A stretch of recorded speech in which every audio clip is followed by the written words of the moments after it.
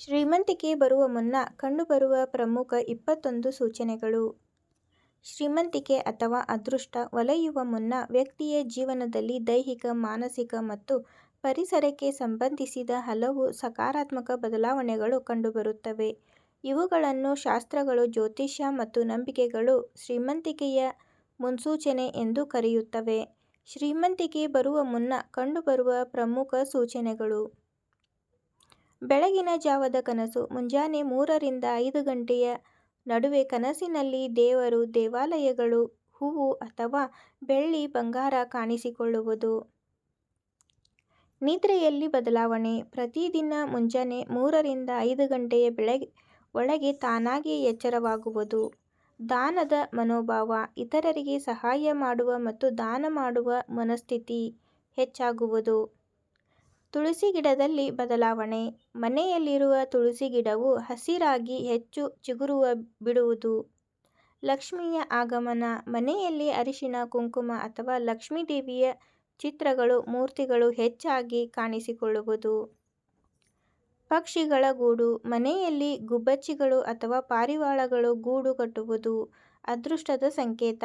ಶುಭ ಸೂಚನೆಗಳು. ಹೊರಗೆ ಹೋಗುವಾಗ ಹಾಲು, ಮೊಸರು ಅಥವಾ ಹೂವು ಹಿಡಿದು ಬರುವವರು ಕಾಣಿಸಿಕೊಳ್ಳುವುದು.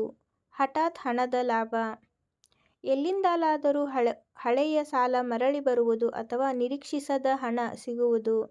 ವ್ಯಾಪಾರದಲ್ಲಿ ವೃದ್ಧಿ. ಉದ್ಯೋಗ ಅಥವಾ ವ್ಯವಹಾರದಲ್ಲಿ ಇದ್ದಕ್ಕಿದ್ದಂತೆ ಪ್ರಗತಿ ಕಂಡುಬರುವುದು. ಮನಸ್ಸಿನಲ್ಲಿ ಪ್ರಶಾಂತತೆ. ಯಾವುದೇ ಒತ್ತಡವಿಲ್ಲದೆ ಸದಾ ಶಾಂತವಾಗಿ ಮತ್ತು ಸಂತೋಷದಿಂದ ಇರುವುದು.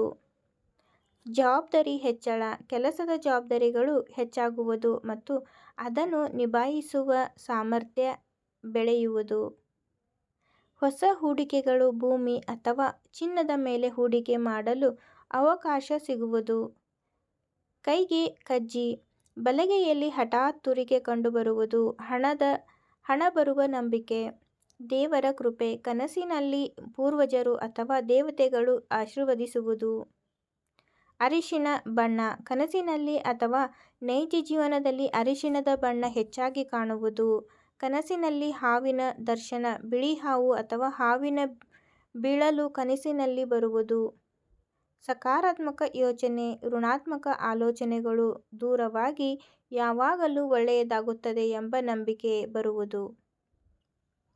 ಕುಟುಂಬದಲ್ಲಿ ಸಾಮರಸ್ಯ. ಕುಟುಂಬ ಸದಸ್ಯರ ನಡುವೆ ಪ್ರೀತಿ ಮತ್ತು ಸಾಮರಸ್ಯ ಹೆಚ್ಚಾಗುವುದು. ಹೊಸ ಅವಕಾಶಗಳು. ಉದ್ಯೋಗದ ಕ್ಷೇತ್ರದಲ್ಲಿ ಹೊಸ ಉನ್ನತ ಅವಕಾಶಗಳು ಹುಡುಕಿಕೊಂಡು ಬರುವುದು. ಜ್ಞಾನದ ದಾಹ. ಹೊಸ ವಿಷಯಗಳನ್ನು ಕಲಿಯಲು ಮತ್ತು ಜ್ಞಾನ ವೃದ್ಧಿಸಿಕೊಳ್ಳಲು ಮನಸ್ಸು ಮಾಡುವುದು.